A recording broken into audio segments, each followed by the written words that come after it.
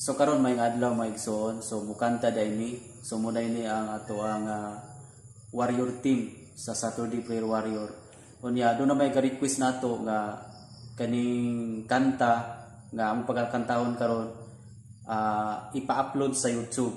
So that's why amo ning kantahon karon para YouTube o sa Facebook pun niya mong i-upload. So kanyang pagkakantahon gi-compose ni namo sa akong itagsa sa kapastor pod sa Gihulngan. So before ko ni Eskwela Bible School, nabuo ning maong kanta kaya itong panahon naman ko dagkang pagsulay niya to. So ang title nining maong kanta bisan pa. Kay bisan pa og daghang pagsulay sa kinabuhi, kinahanglan gyud ta nga mupadayon. So kung ikaw karon na kay mga pagsulay, nindot kayo nga pamalandungan nimo ning minsay ni maong awit. Okay, so pamatia lang ang minsay.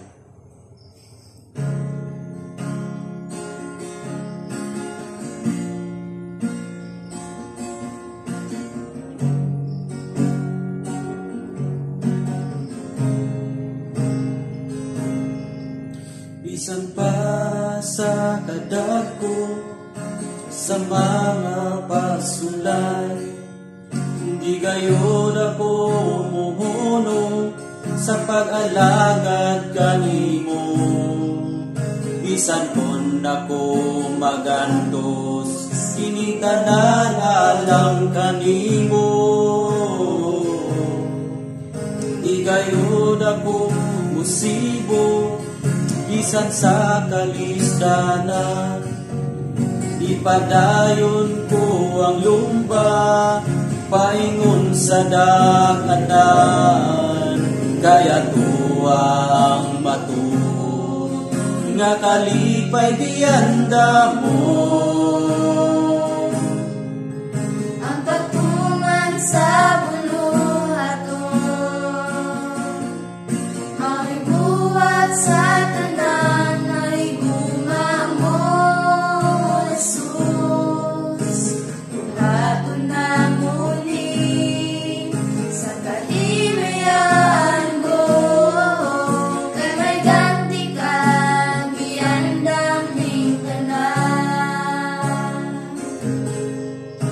bisan pa sa kadako sa mga pagsulay, di gayon ako muhunong sa pag-alagad kanimo.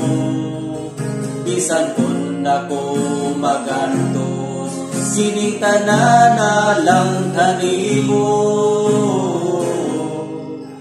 Di gayon ako musibo, bisan sa kalisdanan, ipadayon ko ang lumba, paingon sa daganan, kaya tuwa ang matuod, nga kalipay dianda mo.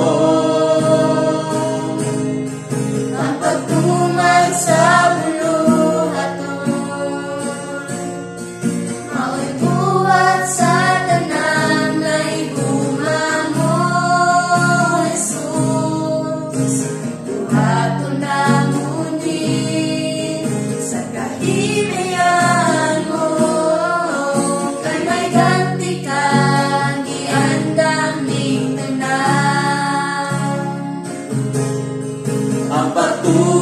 sa bulong ato, mao'y buhat sa tanan nga igugma mo, Jesus. Buhaton na muni sa kahimayan mo, kay may ganti ka iandam ning tanan. Kay may ganti ka iandam ning tanan. Kay may ganti ka iandam ning tanan. Daghang salamat sa iyong pagpamati. Ang Ginoo magapanalangin kaninyong tanan. God bless.